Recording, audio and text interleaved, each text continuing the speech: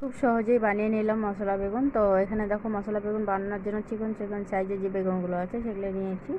আর বেগুনগুলোকে মাছ বরাবর 2 টুকরো করে নিয়েছি। বেগুনগুলোকে কেটে পরিষ্কার করে ধুয়ে নিয়েছি। এখন ভাজার জন্য কড়াতে দিয়ে দিয়েছি তেল, আর দিয়ে দিলাম লবণ আর হলুদ। লবণ আর হলুদ দিয়ে বেগুনগুলোকে সুন্দর করে আমি উল্টে পাল্টে ভেজে নেব। তো যেহেতু আমি আগে থেকে লবণ আর হলুদ মাখিনি, তো একবারে কড়াতে দিয়ে দিলাম। এখন বেগুনগুলোকে সুন্দর করে উল্টে উল্টে দিব আর লাল করে ভেজে নিচ্ছি।